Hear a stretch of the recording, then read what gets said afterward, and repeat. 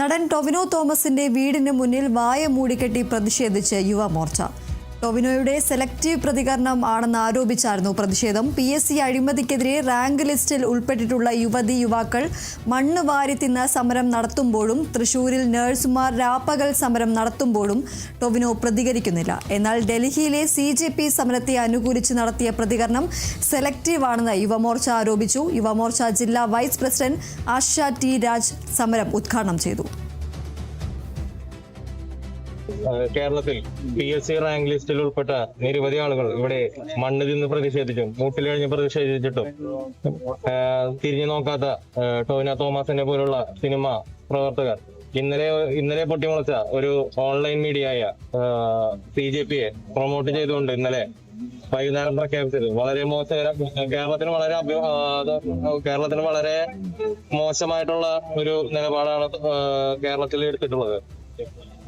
അതിൽ പ്രതിഷേധിച്ചുകൊണ്ട് യുവമോർച്ച ഇപ്പോൾ സമാധാനപരമായ രീതിയിൽ ഈ വായുമൂടി കെട്ടിയ പ്രതിഷേധം ഇവിടെ നടത്തുന്നത്.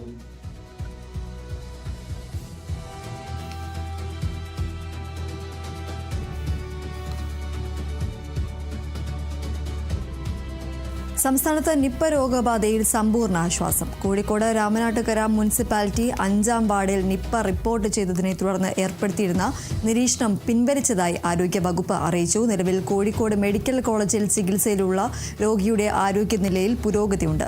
വെന്റിലേറ്ററിൽ നിന്നും മാറ്റി 3 നിപ്പ പരിശോധനാ ഫലവും നെഗറ്റീവായി. റീബാവൽ മരുന്ന് ആദ്യം മുതലേ നൽകുന്നുണ്ട്. മോണോക്ലോറിൻ ആന്റിബോഡി ആദ്യ ഡോസ് ജൂൺ 12-ന് നൽകുകയും ചെയ്തിരുന്നു. ജൂൺ 11-നാണ് രാമനാട്ടുകര സ്വദേശിയായ 43 വയസ്സുകാരന് നിപ്പ സ്ഥിരീകരിച്ചത്.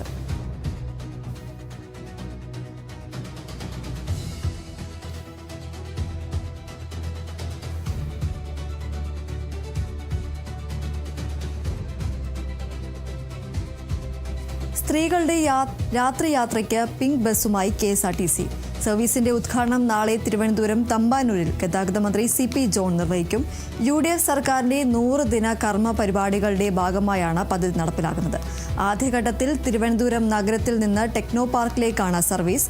കിഴക്കേക്കോട്ടയിൽ നിന്ന് ആരംഭിച്ച Thampanoor, Pattom, medical college, Ulloor, Kazhakoottam, techno park, Infosys, Lulu mall, KIMS ആശുപത്രി എന്നീ പ്രധാന കേന്ദ്രങ്ങൾ വഴിയാകും ബസ് സർവീസ് നടത്തുക. വൈകിട്ട് 6 മണി മുതൽ രാത്രി 10:45 വരെയാണ് സർവീസ്. രാത്രി 9 മണിക്ക് ശേഷം നഗരത്തിലെത്തുന്ന വനിതാ യാത്രക്കാർ, ആശുപത്രി ജീവനക്കാർ, സിനിമ കഴിഞ്ഞിറങ്ങുന്നവർ, ട്രെയിൻ മാർഗം തമ്പാനിലെത്തുന്ന രോഗികളും കൂട്ടിയിരിപ്പുകാരും ഉൾപ്പെടെയുള്ളവർക്ക് ഈ സർവീസ് വലിയ ആശ്വാസമാകുമെന്ന് ഗതാഗത മന്ത്രി പറഞ്ഞു.